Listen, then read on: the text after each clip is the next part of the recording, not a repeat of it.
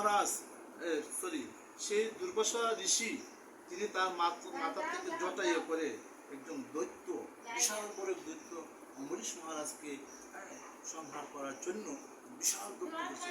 কিন্তু ভগবানের চক্র, ভগবানের ভক্তকে সবসময় বিষ্ণু চক্র রক্ষা করছেন। আর চক্র দিয়ে এই চক্র দিয়ে দৈত্যকে যখন সংহার করেছেন, আর এই সংহার করার পরে এই চক্র কি দুর্বাসা ঋষি দিকে আসছে। আর এই দুর্বাসা ঋষি থেকে আসছে, এই চক্রের কিন্তু একটা তাপ আছে, সূর্যের অনেক তাপ দেখেন। আর এই তাপে তিনি আর সহ্য করতে পারছেন না।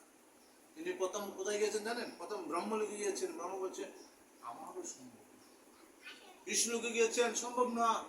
এমন সরি কৈলাসে গিয়েছেন, শিবজি বলছে আমার সম্ভব না। তুমি কোথায়? বিষ্ণুলোকে যাও।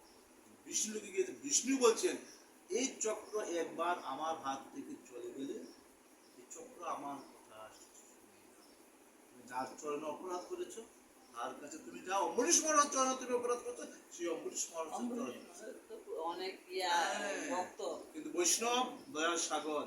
তিনি যতক্ষণ পর্যন্ত তিনি আসে না, দেখেন ব্রহ্মলোক, শিবলোক, কৈলাস, তারপরে কি ভগবধাম থেকে ঘুরে এসে তিনি ততক্ষণ পর্যন্ত ভগবান চরণ কমলের স্মরণ করেছেন। যখনই আসছেন কালীন মন করে, তখন চক্রকে বলছে চক্র তুমি তো চলে।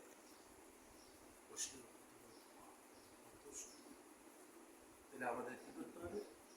বৈষ্ণবদের কথা যদি আমরা স্মরণ করি, এই জীবনই নিশ্চিত পরিবর্তন হবে।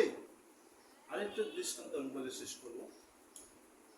একসময় নারদমণি, আপনারা জানেন নারদমণি আর এত ক্ষমতা, সমস্ত দেবতাদের কিন্তু বাহন আছে, নারদমণি কিন্তু কোনো বাহন নেই। তিনি নারায়ণ নারায়ণ বলে তিনি ভগবত ধামে যেতে পারেন, বৈকুণ্ঠ ধামে যেতে পারেন, আবার এই পৃথিবীতে আসতে পারেন। নারদমণি কত শক্তি!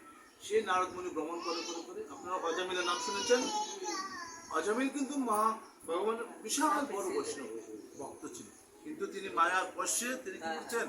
তিনি আবার এই ভক্তিপথ থেকে চলে গিয়েছিলেন।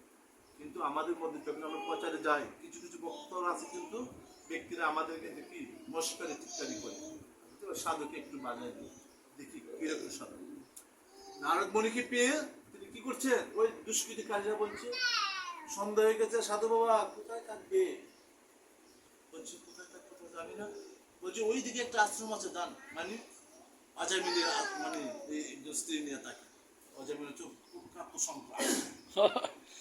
অজামিল, হ্যাঁ অজামিল বলছে ঠিক আছে, সাধুকে বাসায় যাবে। উনি তো কি সাধু তো সহজ সরল, ঠিক আছে ওখানে গেছে। গিয়া দেখে রমণী, গর্ভবতী রমণী, এখানে কোনো পুরুষ টুরুষ নেই। অজামিল কোথায় আছে?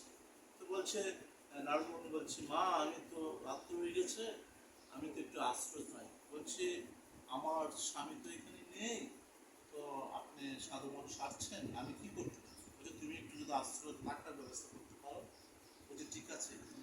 যখন মায়েদের গর্ভবতী থাকে তখন মন কিন্তু দুর্বল থাকে। বলছে যেহেতু সাধু বাবা আসছে, আমরা তো সবসময় পাপি বলি, যেহেতু সাধু বাবা আসছে একটু দেখি। তখন চাল ডাল সব সবজি টুবজি যা আছে সব দিয়ে বলছে তুমি পাশে থাকো, আমার স্বামী আসছে।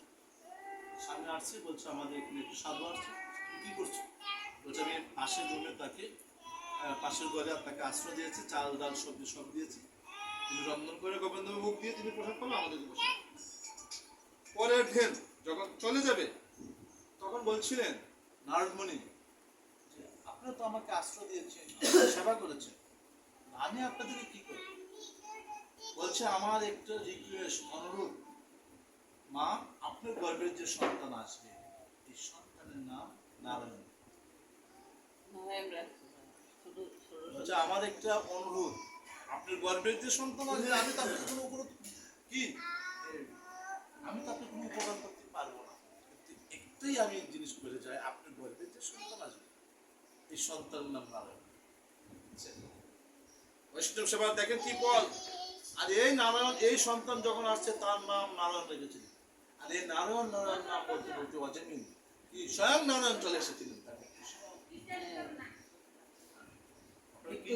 নারায়ণ নাম ডাকছে, হ্যাঁ সে কিন্তু নারায়ণ মানে তার সন্তানকে স্মরণ করছে, নারায়ণ নারায়ণ তুমি কোথায়, নারায়ণ তুমি আসো, নারায়ণ তুমি আসো, নারায়ণ আসো, নারায়ণ নাম স্মরণ করছে। তার সেই নারায়ণকে দেখায়। কিন্তু ভগবান ভাবছে না আমাকে